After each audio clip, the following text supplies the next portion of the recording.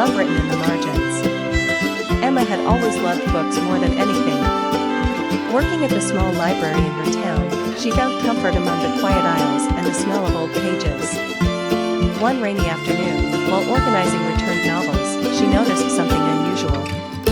In the margins of a worn poetry book, someone had scribbled small notes, thoughts, questions, even little sketches of stars and flowers. Intrigued, Emma kept the book aside. Over the next week, she read through it carefully, smiling at the stranger's comments. At the bottom of one page, she found a line that made her pause. If someone ever reads this, tell me, do you believe love can begin with words? Heart pounding, Emma picked up her pen and wrote beneath it, yes, I believe it can. She slipped the book back onto the shelf.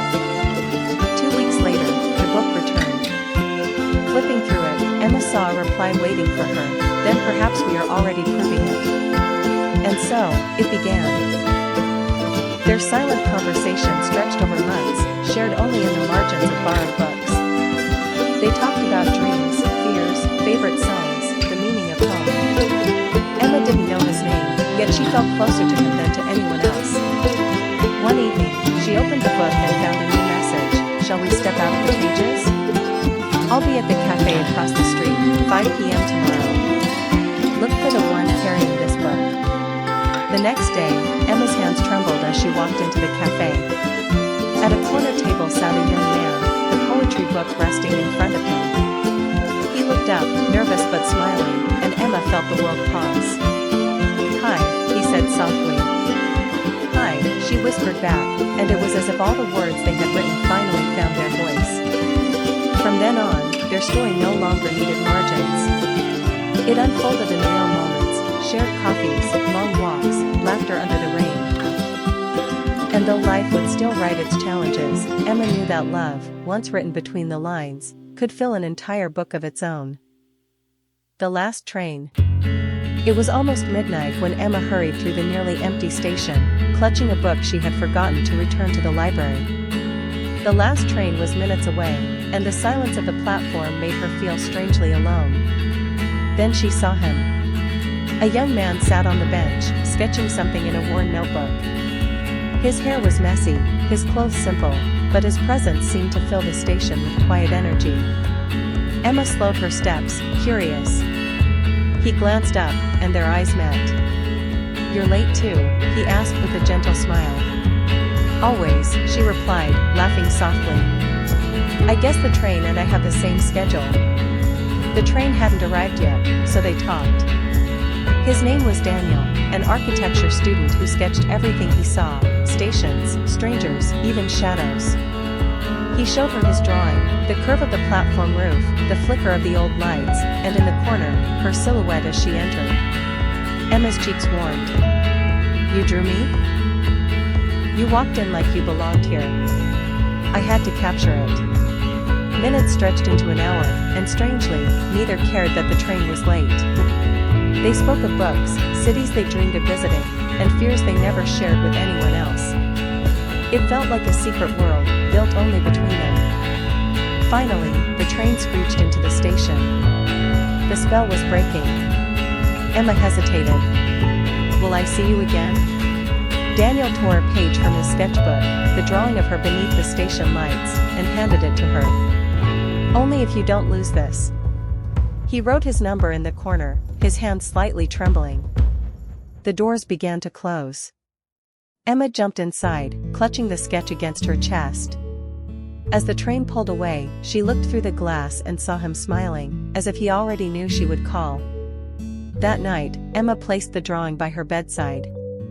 She couldn't stop staring at it, tracing the pencil lines that had captured a single fleeting moment. And she realized something beautiful. Sometimes, love doesn't arrive with grand gestures. Sometimes, it begins quietly, like a delayed train, unexpected, but perfectly on time. The last train home.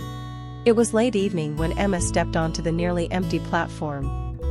The air was crisp, and the sound of the approaching train echoed in the distance. She wrapped her scarf tighter, her heart heavy after another long day in the city. As she boarded, she noticed only a few passengers scattered across the carriage. She chose a quiet seat near the window, watching the blurred lights of the city slip away. Moments later, someone sat across from her. It was him. Daniel. The boy she had grown up with, the one she hadn't seen in 5 years. His hair was a little longer, his jaw sharper, but his eyes, those familiar, kind eyes, were exactly the same. "Emma," he said softly, almost unsure. Her breath caught. "Daniel. I didn't expect." "Neither did I," he smiled, a little nervous, "but I'm glad." The train hummed steadily beneath them as silence stretched between their words. Finally, he spoke again. "You look well. Different, but still you." She laughed gently, though her voice trembled. "You too. More grown up, I guess." He leaned back, studying her as if trying to catch every detail he'd missed over the years. "I thought about you often," he admitted. Emma lowered her eyes. "Then why didn't you ever call?" He sighed. "I was afraid. Afraid that you'd moved on, that I'd be nothing more than a memory you didn't want to return to." Her chest tightened. All those nights she had wondered the same thing, staring at her phone, hoping it would ring. "Maybe I wanted you to," she whispered. For a moment, the world outside disappeared. There was only the quiet rhythm of the train, the closeness of their seats, and the weight of everything left unsaid. Daniel leaned forward, his voice steady now. "If this is my second chance, Emma, I don't want to waste it. Tell me it's not too late." She looked at him, her heart racing faster than the train itself. And in that moment, she realized the years apart hadn't erased what she felt. A small, hopeful smile curved her lips. "It's never too late." The train sped on into the night, carrying them not just home, but toward a beginning neither of them had expected. The bridge at dawn. Every morning, Emma walked across the old stone bridge on her way to work. She loved the way the river reflected the first light of day, soft and golden, as if the world itself was waking up with her. One spring morning, as cherry blossoms drifted through the air, she noticed someone else standing at the center of the bridge. A man leaned against the railing, sketchbook in hand, capturing the river on paper. He glanced up, caught her watching, and smiled. It was a shy, quiet smile, but it warmed her instantly. The next day, he was there again.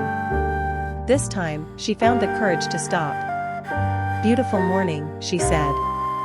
"It is," he replied, his voice calm, thoughtful. "I try to catch the light before it disappears." They began talking every morning, their conversations growing longer as the days grew brighter. She learned his name was Daniel, an artist searching for inspiration. He learned she worked at a nearby library, where she spent her days surrounded by stories. "Maybe one day," he said, "you'll be part of mine." Weeks turned into months, and the bridge became more than just a crossing, it became their meeting place, their quiet sanctuary. Emma noticed how Daniel's sketches began to change, the river, the sky, the blossoms, but always, in some way, her silhouette hidden in the lines. One morning in late summer, Daniel wasn't there. The emptiness of the bridge pressed on her heart. For the first time, the sunrise felt cold. She feared she had lost him before she had even told him what he meant to her. The following day, he returned, holding not his sketchbook but a canvas. "I wanted to finish this before showing you," he said nervously. He turned it around, revealing the painting, the bridge at dawn, blossoms floating in the air, and Emma standing in the center, looking as if she belonged to the light itself. Her eyes filled with tears. "It's beautiful," she whispered. "So are you," he said softly. "Emma, I don't just want to paint you. I want to spend my mornings, and every day after, with you." She reached for his hand, and in that moment, the bridge was no longer just stone and river. It was the place where two lives had quietly found each other, where every dawn promised not just a new day, but a new beginning, together.